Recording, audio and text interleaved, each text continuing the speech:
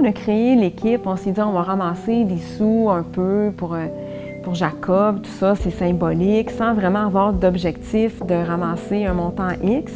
Puis là, moi, j'ai commencé à solliciter des gens avec qui je travaille, les amis. Honnêtement, je ne pensais pas avoir tant de gens qui allaient répondre. Je pense que les gens ont été touchés par l'histoire au complet de Jacob, du début à la fin, avec toute la synchronicité. Le projet du 24 heures, c'est hyper symbolique pour moi, puis je le fais vraiment pour mon fils. Nous, on espère ramasser le plus possible, mais le rang auquel on va terminer n'est pas vraiment important. Hier, j'ai lu son histoire. Écoute, c'est vraiment incroyable ce qu'ils ont passé à travers, la famille. Quand les gens ont su que Jacob était malade, ils ont voulu faire des trucs pour l'encourager. Il y a Éric Gay qui a été contacté pour lui demander de venir rendre une visite à l'hôpital à Jacob. Éric Gay avait accepté. Malheureusement, la vitesse à laquelle la maladie de Jacob s'est développée a fait que la rencontre n'a jamais eu lieu.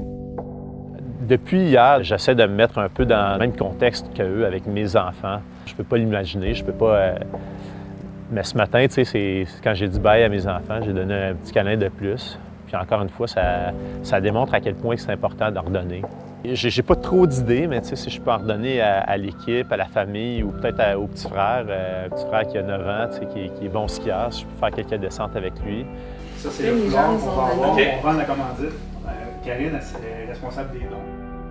Avec la petite histoire de Jacob, mais Jacob, c'est un garçon qui n'était pas très sportif à la base, qui s'est vraiment découvert une passion pour le ski quand il a commencé à 7 ans. Et puis, en 2018, on a assisté aux 24 heures à titre de spectateur. Et c'est là que mon Jacob, qui pensait toujours aux autres, il a décidé qu'il voulait former une équipe du 24 heures.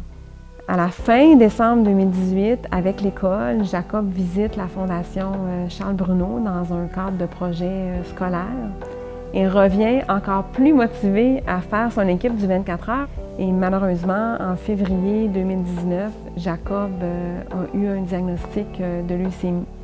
C'est quand même un peu ironique qu'il se retrouve, lui, à peine un mois plus tard, avec le même diagnostic. Malheureusement, la maladie de Jacob a évolué d'une façon excessivement rapide. En fait, 8 jours exactement après, Jacob est décédé de cette leucémie.